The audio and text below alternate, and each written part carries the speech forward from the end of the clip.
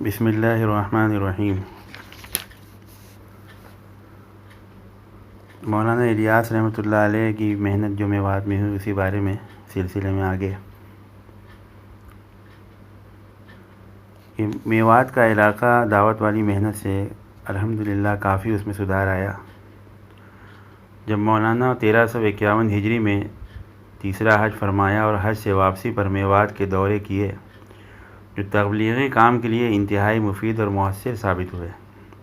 پورے میوات میں جماعتوں کا ایک جال بچھا دیا اور پورے میوات کو کھنگال کر رکھ دیا۔ پنجکوسا کی ایک اصطلاح قائم کی اور ہر گاؤں ہر گھر والے 500 کوس کے علاقے میں گشت کریں اور عمومی دعوت کو پھیلائیں، اور میوات میں کام کرنے والے تربیت یافتہ لوگوں کی اچھی خاصی جماعت پیدا ہو گئی۔ علماء بکثرت ہونے لگے، جہالت کی تاریکی دور ہو گئی اور جماعتوں کو دوسرے شہروں میں بھیجنا شروع ہو گیا۔ جن لوگوں نے میوات کی اس تبدیلی کو دیکھا وہ لکھتے ہیں کہ جن باتوں کے لیے بہت بڑی کوششیں کی جاتی تھیں، ایک بات بھی نہیں ہوتی تھی، اور اب آپ ہی آپ ہو رہی ہیں۔ جن باتوں کو بند کرنے کے لیے پہلے بڑی لڑائیاں کی جاتی تھیں، بڑا زور لگایا جاتا تھا، ایک بات بھی بند نہیں ہوتی تھی، اور اب بے کہے سنے خود بخود یعنی وہ برائیاں بند ہو رہی ہیں۔ فرمایا کہ ایک جگہ حضرت مولانا تشریف لے گئے میوات میں، اس سے بات کرنے کے لیے، ملاقات کرنے کے لیے گئے۔ وہ اتنا دیہاتی، اتنا سخت آدمی تھا کہ ایک گھونسا مولانا کو رسید کر دیا۔ حضرت مولانا کمزور تھے، وہ اس گھونسے کی تاب نہ لا سکے، زمین پر بیٹھ گئے۔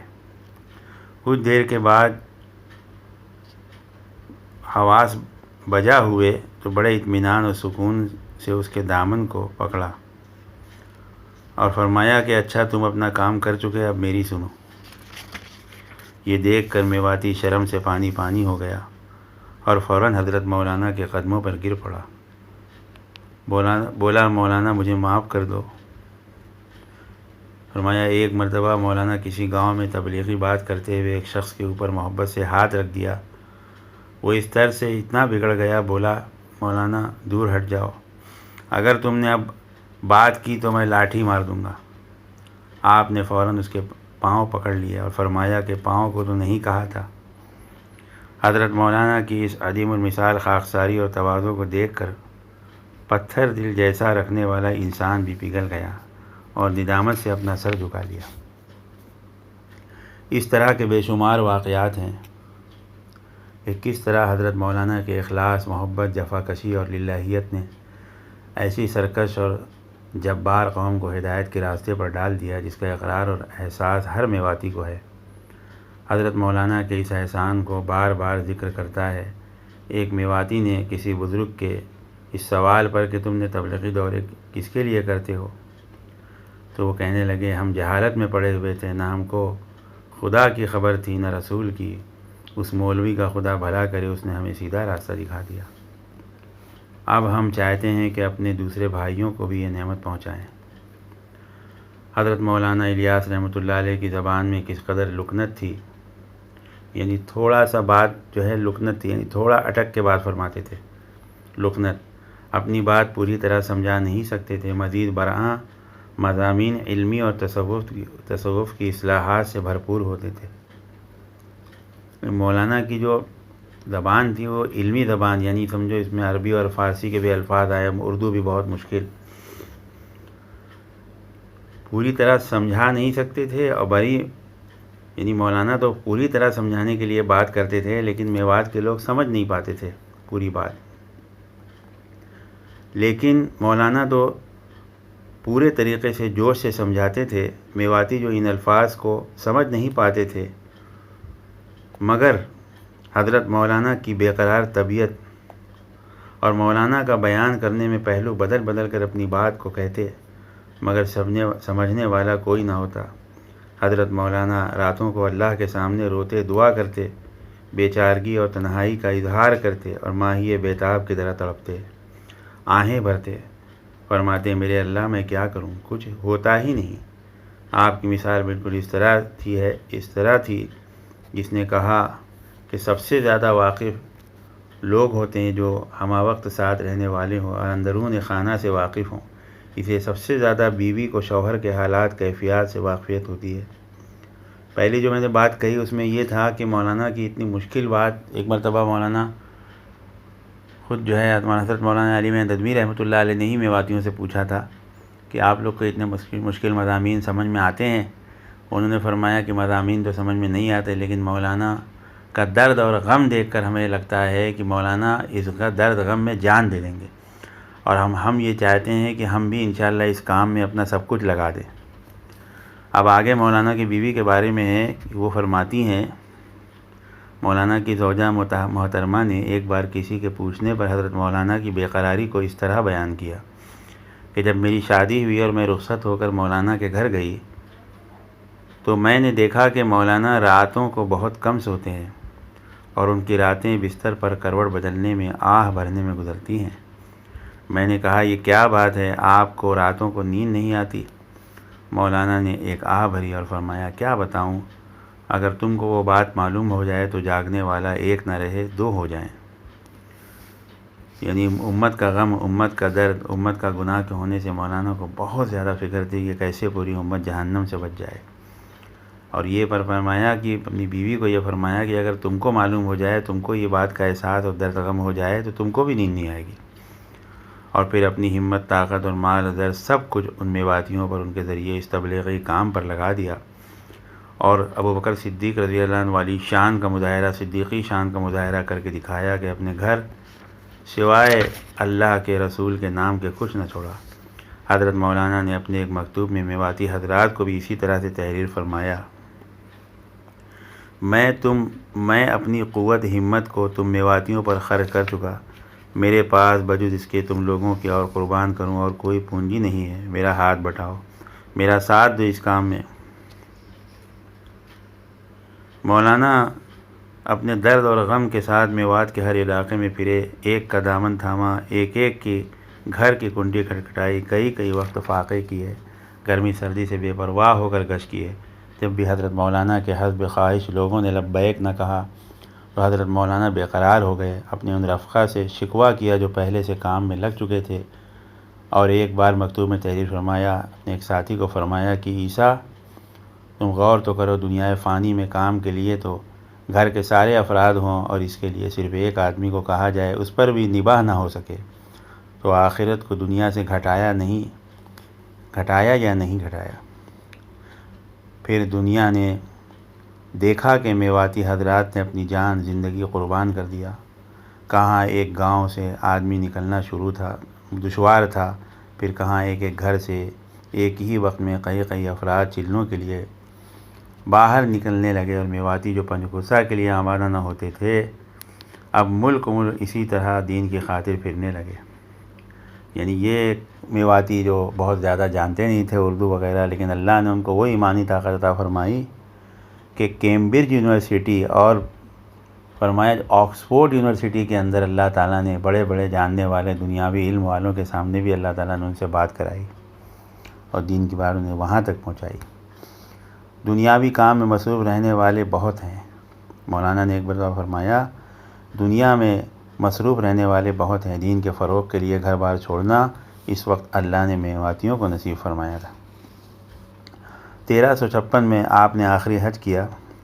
اس حج میں حجاز سے لے کر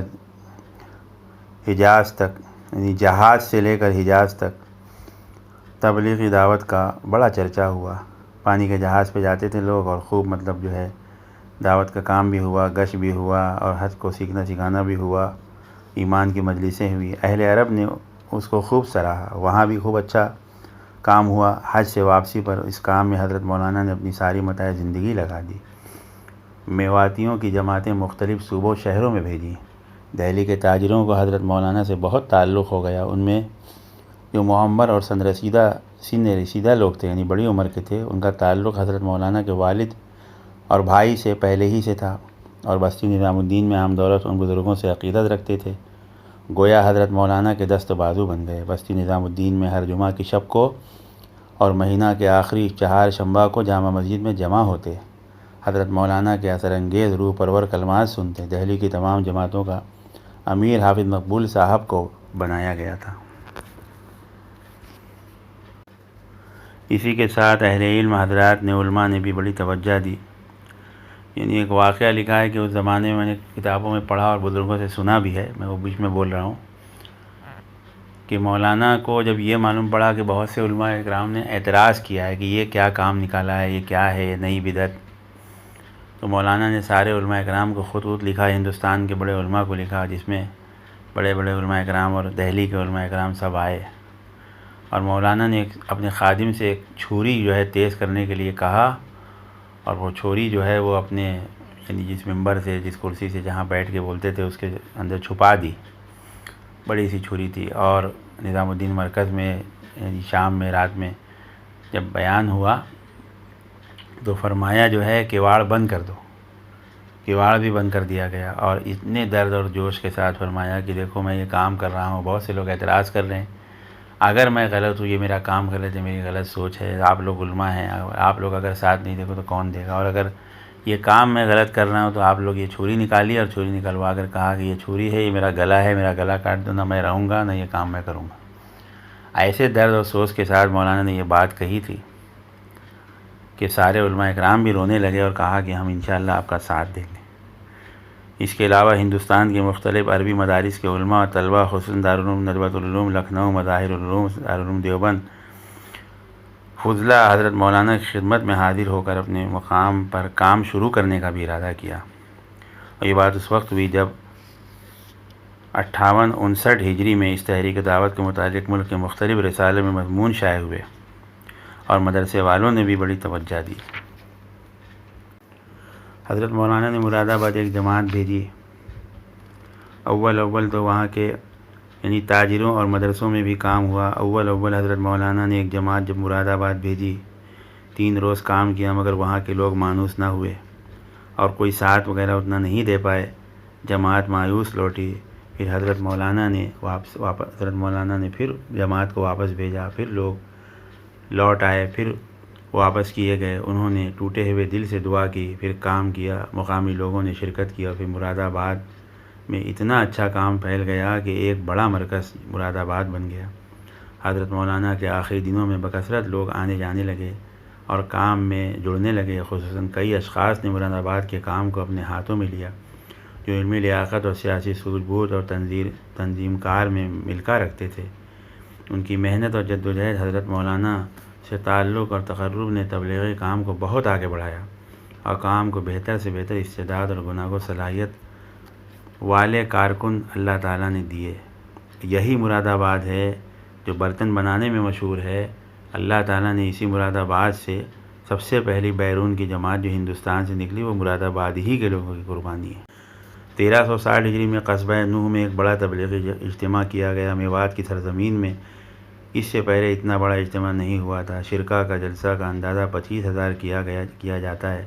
حضرت مفتی کفایت اللہ صاحب جو اس اجتماع میں شریک تھے فرماتے تھے کہ میں 35 سال سے ہر قسم کے مذہبی سیاسی جلسوں میں شریک ہوا ہوں، لیکن میں نے اس شان کا ایسا بابرکت اجتماع آج تک نہیں دیکھا کہ انسانوں کا جنگل ایک جلسہ بھی تھا، ایک خانقاہ بھی۔ حضرت مولانا نے اس اجتماع میں عوام میں، عمرا میں، علماء میں، مشائخ میں تقریریں فرمائی، کھل کر اپنی بات کہی۔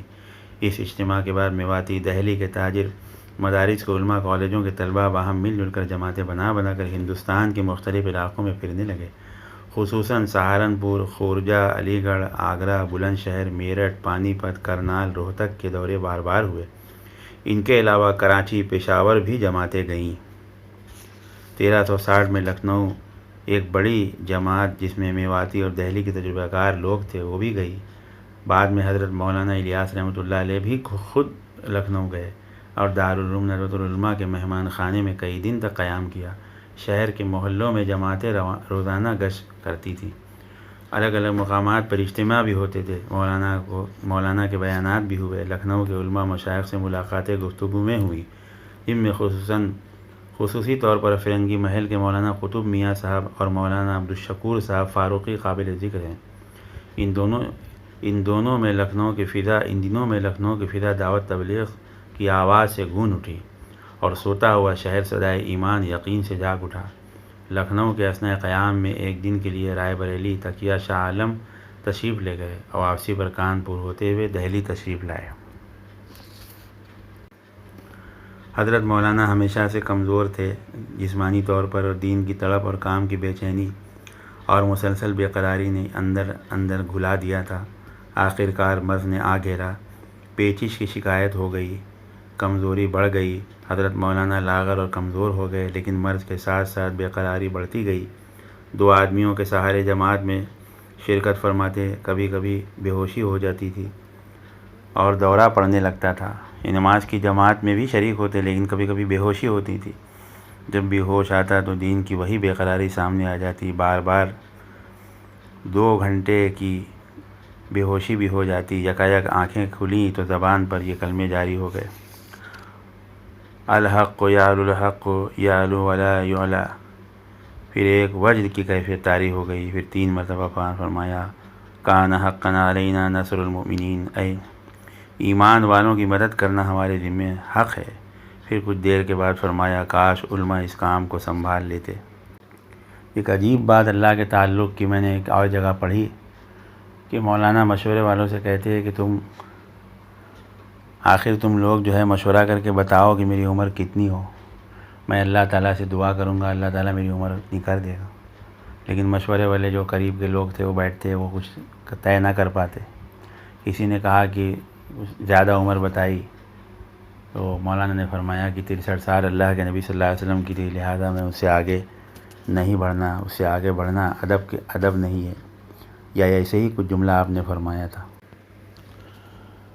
ان میں ایک بات یہ بھی تھی کہ انہی دنوں میں مولانا کو دعوت کا اہم مقصد یہ بھی تھا کہ امت کے مختلف حلقوں اور طبقوں میں جو دوری اور بیگانگی، غلط فہمیاں ہو گئی ہیں، جس سے آپس میں اختلاف ہو گیا ہے، وہ دور ہو جائیں، ان پر پھر ربط و الفت اور محبت پیدا ہو جائے۔ اسلام کے لیے تعاون اشتراک پر عمل کریں، ایک دوسرے کی تعظیم کریں، قدر کریں، اور ہر ایک کو دوسرے کی اچھائی نظر آئے۔ مولانا اس سلسلے میں جیسا آگے آئے گا، کسی ایسے طبقے اور حلقے کو بھی نظر انداز نہیں کرنا چاہتے تھے جو دینی حیثیت سے بہت پست اور بعید ہو۔ اس لیے عوام اور علماء کی بیگانگی، ایک دوسرے سے دوری، وحشت کسی طرح دیکھ نہیں سکتے تھے۔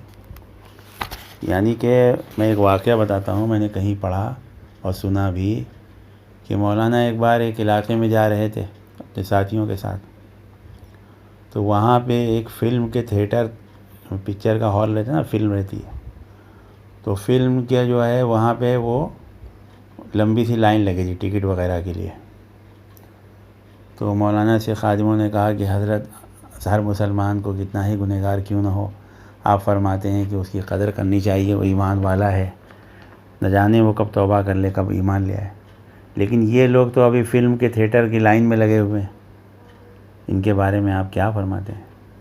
حضرت مولانا الیاس رحمۃ اللہ علیہ نے فرمایا کہ جب دین میں کوئی اللہ کے شان میں، اللہ کے رسول کی شان میں کبھی کوئی بات ہو جائے، یا دین کی کسی بات میں کوئی اگر کہہ دے، دین کی بے حرمتی کرے، تو سب سے پہلے یہی لوگ آگے جائیں گے۔ ان کے ایمان کی چنگاری ان کے دل میں ہے۔ ہم مولوی لوگ تو اب مسجدوں میں، مدرسوں میں رہیں گے، گھروں میں رہیں گے، لیکن یہ لوگ ایسے ہیں کہ یہ سب سے پہلے آگے بڑھ کر اللہ کے لیے، اللہ کے رسول کے لیے اپنی جان دے دیں گے، کیونکہ یہ لوگ جو ہے ان کے اندر، ان کو حقیر نہ جانو، یہ سب سے پہلے آگے بڑھیں گے۔ یعنی مولانا کا مسلمانوں کے بارے میں، اور جن کو ہم گنہگار سمجھتے ہیں، کمزور سمجھتے ہیں، یہ لوگ ایمان کے کمزور حقیر سمجھتے ہیں، مولانا ان کو بھی فرماتے تھے ان کو بھی اچھا سمجھو۔ ہاں، اور جو ہے اسی طرح سے مولانا جو ہے فرمایا کرتے تھے، علماء کو عوام سے محبت کرنی چاہیے اور دعوت کے ذریعے قریب ہونے کی، اور ان کا درد اپنے دل میں پیدا کرنے کی تاکید فرماتے تھے۔ دوسری طرف عوام کو علماء کی مرتبہ شناسی اور قدردانی کی طرف توجہ دلاتے تھے، اور کہتے تھے کہ علماء کی بھی قدر کرو۔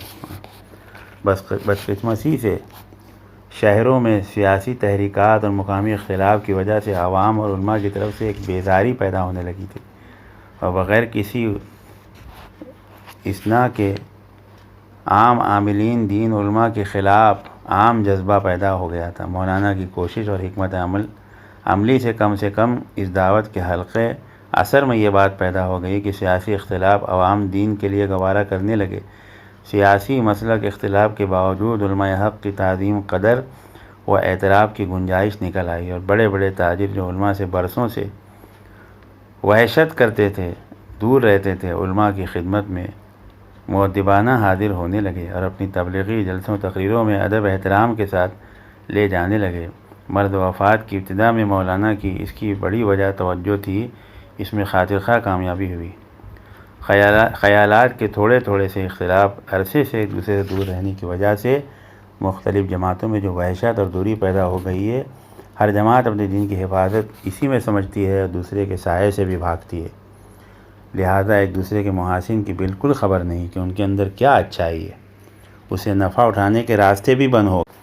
بڑے بڑے لوگ آتے ہیں مولانا کی بیماری کے وقت میں، علماء آتے اور دنیاوی لائن سے بھی لوگ آتے، آپ کی عیادت کرتے، اور مولانا سب کو یہی کام کی فکر دلاتے۔ ایک مرتبہ مولانا کے تقاضے سے مدارس کے علماء اور ارباب اہتمام بھی جمع ہوئے، اس پر مشورہ کیا کہ اس کام میں مدارس کیا حصہ لے سکتے ہیں۔ مولانا قاری طیب صاحب محتمم دارالعلوم دیوبند اور مولانا مفتی محمد کفایت اللہ صاحب، مولانا مفتی محمد شفیع صاحب رحمۃ اللہ علیہ، اور محتمم مدرسہ عبدالرب دہلی مولانا حافظ عبداللطیف صاحب، ناظم مدرسہ مظاہر العلوم سہارنپور، اور مولانا اعجاز علی صاحب استاد دارالعلوم دیوبند، اور شیخ الحدیث مولانا زکریا صاحب نے اس مشورے کی مجلس میں حصہ لیا۔ حضرت مولانا عبدالقادر رائے پوری صاحب بھی نظام الدین تشریف لے آئے اور نظام الدین کی رونق دوبالا ہو گئی۔ آخری مہینے میں یہ محفل انجم منتشر ہوئی۔ بھائی صاحب رخصت ہونے لگے تو مولانا نے فرمایا وہ ایک شعر فرمایا۔ اس کے بعد اپریل کی ابتدائی تاریخوں میں 60-70 آدمیوں کو یہ ایک جماعت حافظ مقبول حسن صاحب کی عمارت میں سندھ روانہ ہوئی، جو علاقہ آج پاکستان میں ہے، وہاں روانہ ہوئی۔ پہلی منزل لاہور ہوئی، جہاں اس نے 2-3 روز قیام کیا۔ اس جماعت کے پہنچنے کے دوسرے روز پیر ہاشم جان صاحب بھی تشریف لے آئے۔ ایک روز پیر صاحب کی معیت میں حضرت نور المشائخ صاحب کابل یعنی افغانستان کابل کی خدمت میں، جو ان دنوں لاہور میں مقیم تھے، چند اصحاب نے حاضری دی۔ مولوی سید رضا حسن صاحب نے اس تحریک کا تعارف کرایا۔ پشاور میں مولانا کے تذکرے اور تحریک کے تعارف سے متاثر ہو کر دوستوں کی ایک جماعت نے اپریل میں دہلی جانے اور مولانا کی خدمت میں حاضر ہونے کا فیصلہ کیا۔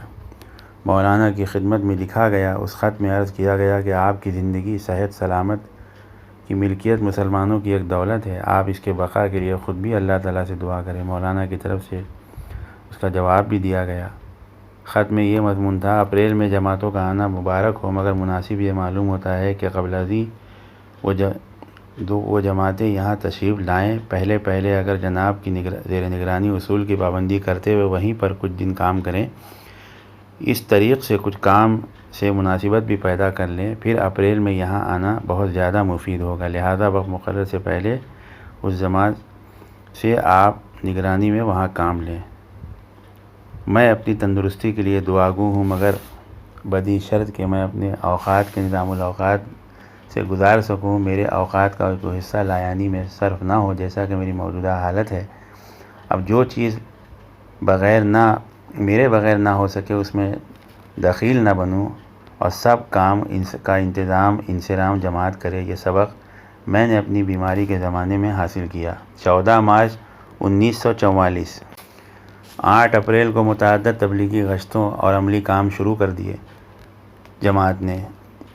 اس کے بعد ایک مختصر جماعت پشاور سے دہلی روانہ ہوئی، جن میں ارشد صاحب، مولانا احسن اللہ صاحب ندوی، مستری عبدالقدوس صاحب اور 2 بچے تھے۔ 10 اپریل سے 14 اپریل تک ان کا قیام نظام الدین رہا۔ نظام الدین کا تقاضا، اوقات کا اور ماحول۔ ارشد صاحب نے اس سفر کے مشاہدات تاثر قلم بند کر لیے، یعنی لکھ لیے تھے، جو اب ایک تاریخی دستاویز ہے۔ ختم کا مضمون یہ تھا: 1 بجے ایک بچہ پیغام لایا کہ کھانا تیار ہے۔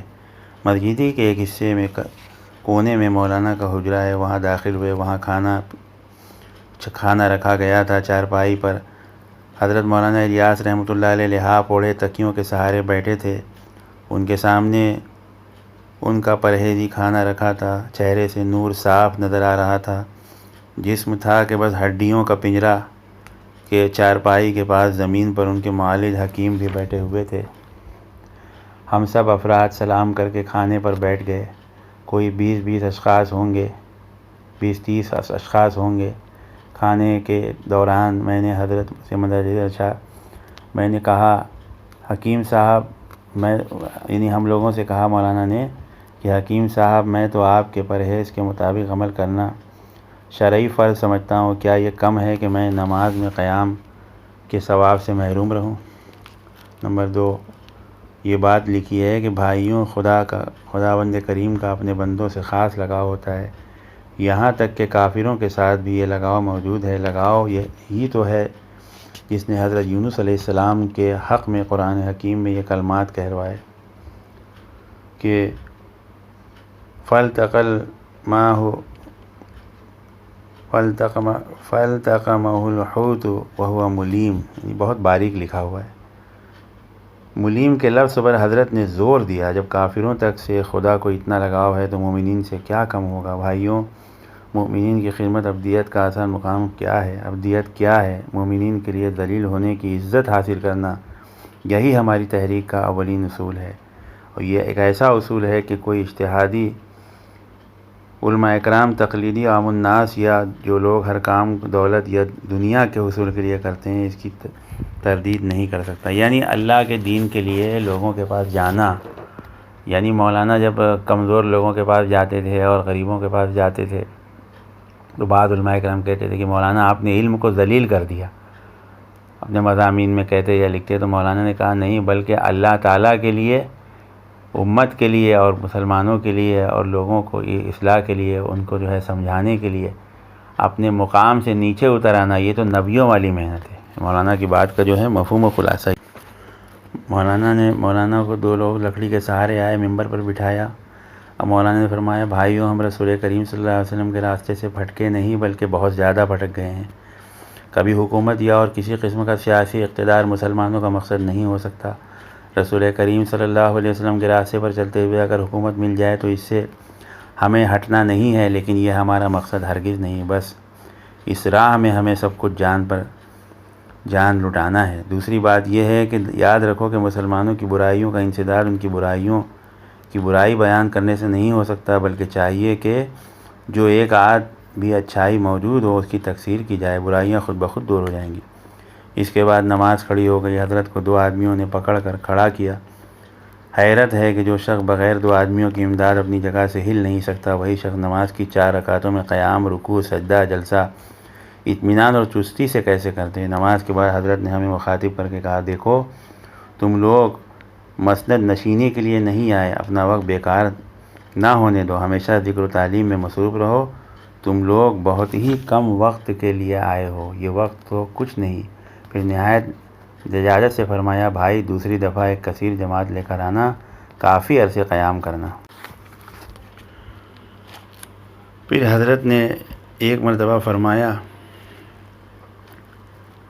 کہ دنیاوی معاملات میں حتیٰ کہ مرشد، والدین، استاد تک کے تعلقات میں اسے ہمیشہ پیش نظر رکھنا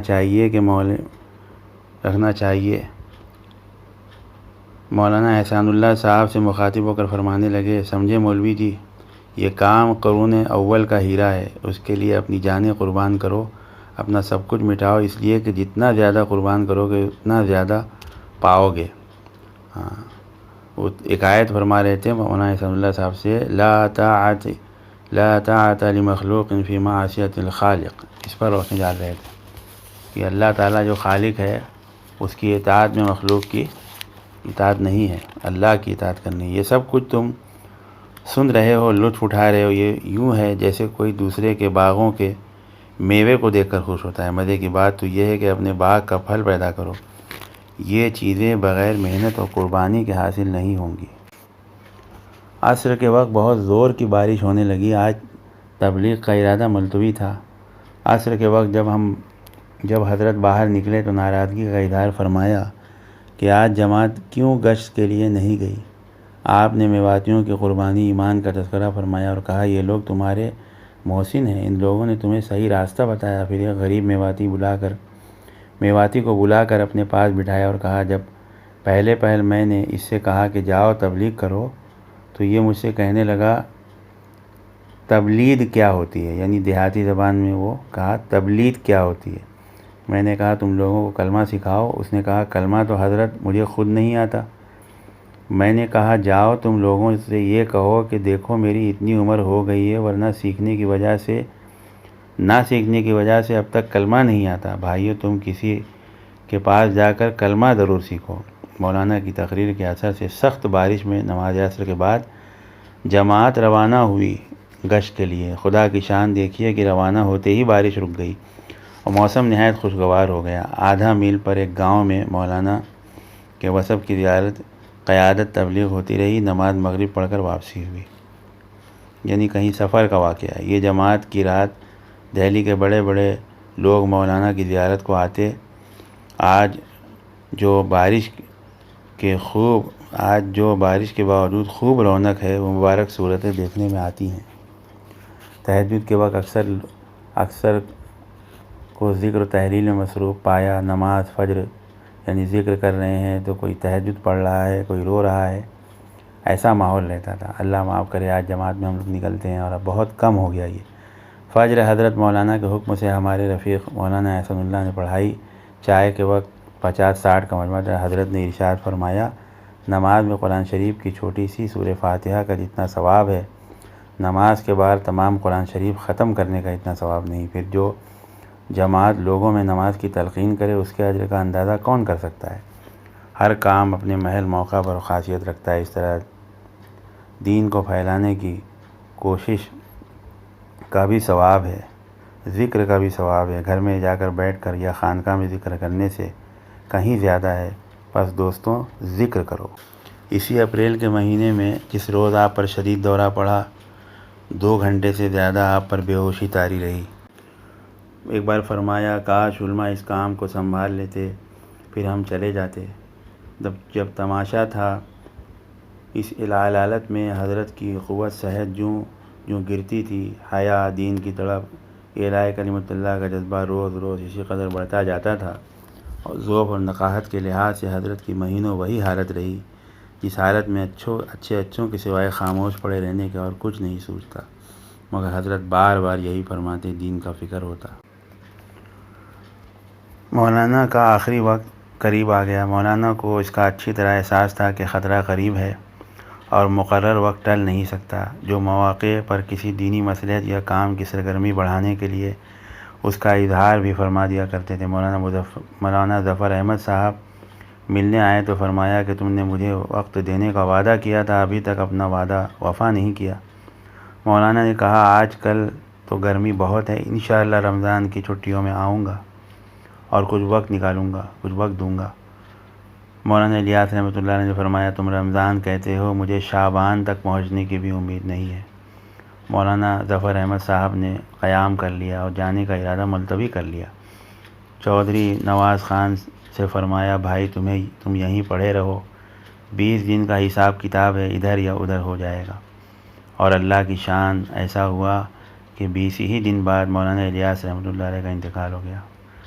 اور خاکسار سے یعنی مولانا علی میاں ندوی رحمۃ اللہ علیہ سے بھی فرمایا مجھے اپنے جابر ہونے کی امید نہیں، اسی مرض سے بچنا نظر نہیں آتا، اللہ کی قدرت میں سب کچھ ہے، کچھ عجب بھی نہیں۔ 12 جولائی چہارشنبہ کے دن شیخ الحدیث صاحب مولانا عبدالقادر صاحب رائے پوری رحمۃ اللہ علیہ مولانا ظفر احمد صاحب کو یہ پیغام پہنچا کہ مجھے اپنے آدمیوں میں سے چند آدمیوں پر اعتبار ہے، آپ لوگ جسے مناسب سمجھیں ان کے ہاتھ پر ان لوگوں کو بیعت کرا دیں جو مجھ سے بیعت ہونا چاہتے ہیں۔ حافظ مقبول حسن صاحب، قاری داؤد صاحب، مولوی احتشام الحسن صاحب، مولوی یوسف صاحب اور مولوی انعام الحسن صاحب اور مولوی سید رضا حسن صاحب۔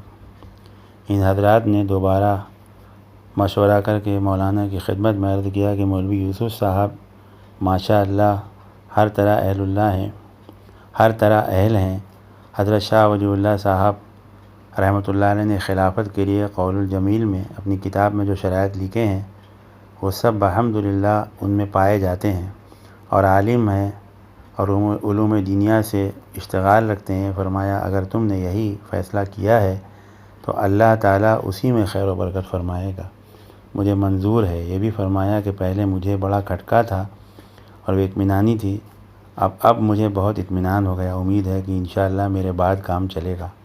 اور شام کو فرمایا کہ جس کو مجھ سے بیعت کرنا ہے بیعت کرے۔ مشورہ ہوا، اس وقت تھکان بہت ہے، کل پر رکھا جائے گا۔ رات سے سفر کا اہتمام تھا، پوچھا کہ کیا کل جمعرات ہے؟ عرض کیا گیا جی ہاں۔ فرمایا میرے کپڑوں کو دیکھ لو، کہیں کوئی نجاست تو نہیں ہے؟ یہ معلوم کر کے بتایا گیا نہیں ہے۔ اطمینان ہوا، خوشی ہوئی، چارپائی سے اتر کر وضو کے ساتھ نماز پڑھنے کی خواہش کی، مگر تیمارداروں نے منع کیا۔ جماعت کے ساتھ عشاء کی نماز شروع کی، مگر قضائے حاجت کی ضرورت پیش آ گئی، بعد میں دوسری جماعت سے حجرہ میں نماز پڑھی۔ فرمایا آج کی رات دعا اور دم کثرت سے کراؤ۔ یہ بھی فرمایا آج میرے پاس ایسے لوگ رہنے چاہیے جو شیاطین ملائکہ کے اثر اور اس میں امتیاز کر سکیں، الگ بتا سکیں۔ مولانا انعام الحسن صاحب سے پوچھا کہ وہ دعا کس طرح ہے؟ اللہم انا مغفرتک۔ انہوں نے دعا یاد دلائی، اللہم انا مغفرتک اوسع من ذنوبی ورحمتک ارجع عندی من عملی۔ اے اللہ تیری مغفرت میرے گناہوں سے زیادہ وسیع ہے، مجھے اپنے عمل سے زیادہ تیری رحمت پر آسرا ہے۔ یہ دعا پڑھی۔ فرمایا آج یوں جی چاہتا ہے کہ مجھے غسل کرا دو، نیچے اتار دو رکعت نماز پڑھنے دو، پھر دیکھیں یہ نماز کیا رنگ لاتی ہے۔ 12 بجے گھبراہٹ کا دورہ پڑا، اس پر ڈاکٹر کو فون کیا گیا، ڈاکٹر آئے، گولی دی۔ رات کو اللہ اکبر کی آواز آتی رہی۔ پچھلے پہر رات کے ہی میں مولوی یوسف صاحب اور مولوی اکرام الحسن صاحب کو یاد کیا۔ مولوی یوسف صاحب سے فرمایا یوسف آ مل لے، ہم تو چلے، اور صبح کی اذان سے پہلے جان آفری کے سپرد کر دی۔ اور عمر بھر کا تھکا ہوا مسافر جو شاید کبھی اطمینان کی نیند سویا ہو، منزل پر پہنچ کر میٹھی نیند سویا۔ صبح کی نماز کے بعد بہتے ہوئے آنسوؤں کے درمیان مولوی یوسف صاحب کی جانشینی عمل میں آئی اور مولانا کا عمامہ ان کے سر پر باندھ دیا گیا۔ آخر میں یہ بھی فرمایا تھا کہ لوگ اپنے بعد جو ہے افراد کو چھوڑ کے جاتے ہیں، میں شہر اور ملک کو چھوڑ کر جا رہا ہوں۔ مولانا الیاس رحمۃ اللہ علیہ کا تو انتقال ہو گیا، اس کے بعد ان کے بیٹے مولانا یوسف رحمۃ اللہ علیہ امیر بنائے گئے، اور مولانا یوسف رحمۃ اللہ علیہ سے اللہ نے بڑا کام لیا۔ اللہ تعالیٰ ان کی بھی مغفرت ہو۔